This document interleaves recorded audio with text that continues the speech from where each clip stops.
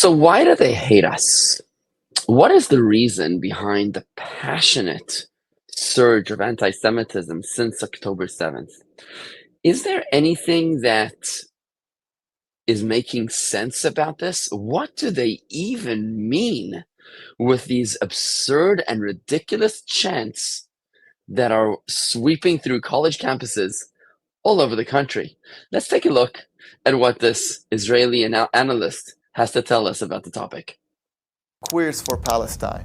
As Prime Minister Netanyahu said in his Congress speech, gays for Gaza. They might as well hold up signs saying chickens for KFC. We can laugh at those people, but we can also look at that as a symptom of a much greater problem.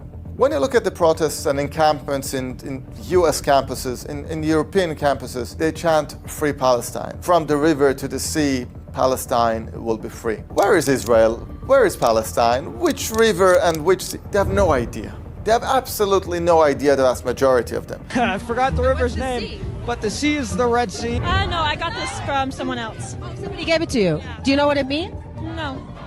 Why are they chanting Free Palestine? Because it is now the so-called current thing. When you are part of a cult, you need to follow what is the practices of the cult. Just like we had the climate cult. The climate and the environmental problems, they are real. The climate cult was just about being a cult, and we saw that.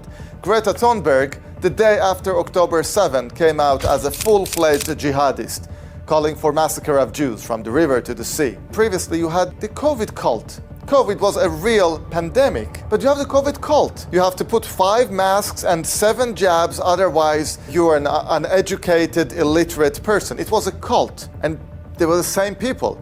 The same people that had the COVID cult, they had the climate cult, they transitioned to the new thing, which is the Palestine cult. They don't know about Palestine, they don't know about Israel, they don't know about the war, about the history of the people, but they feel good about themselves. And in every Western country, you have the local politicians who are promoting that. They're making a career for themselves out of that.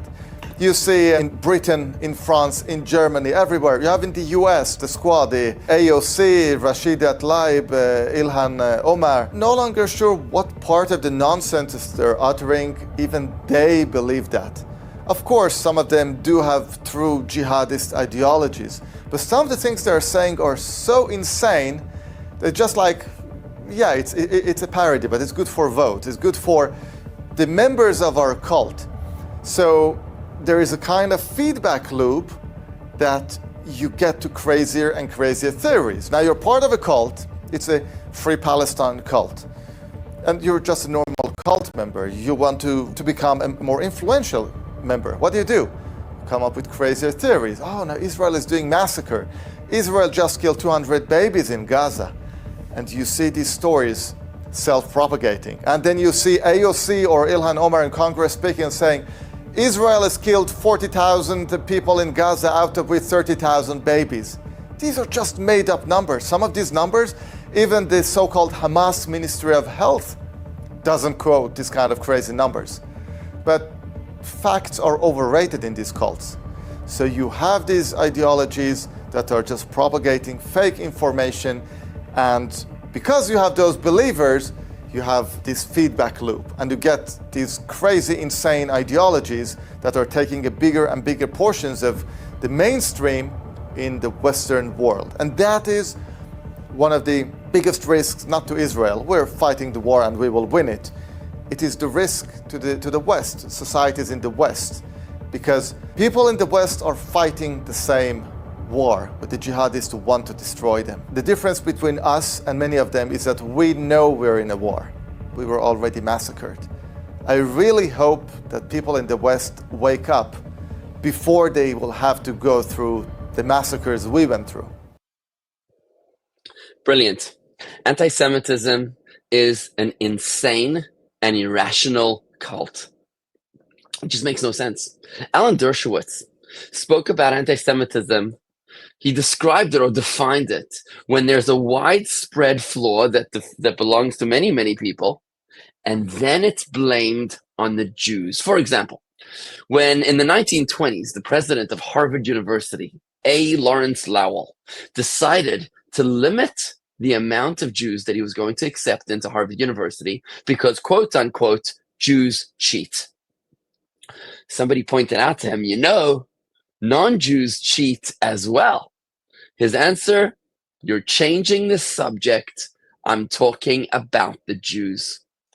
Natan Sharansky came up, Israeli politician, he came up with a very interesting way to define anti-Semitism. He called it the 3D test.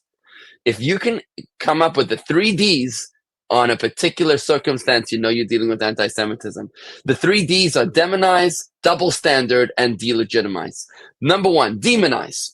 When something is blown out of proportion, completely way beyond what's actually going on. For example, when Gaza is compared to Auschwitz, when Israel is defending herself from the attacks of Hamas on October 7th, and now we're the aggressors, we're called Nazis, the IDF is called Nazis, and Gaza is called Auschwitz, that's demonizing.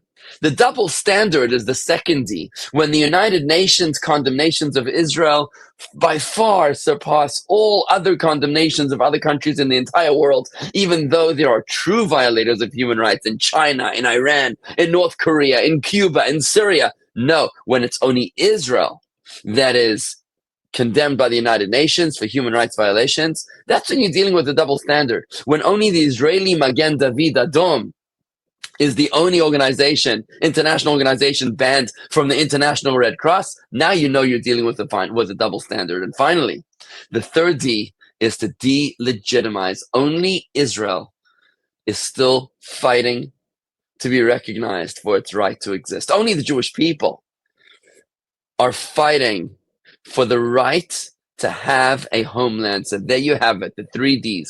Demonize, double standard, and delegitimize. And when you have those three, you know that you're dealing with anti-Semitism. It's an irrational and insane cult. Don't drink the Kool-Aid.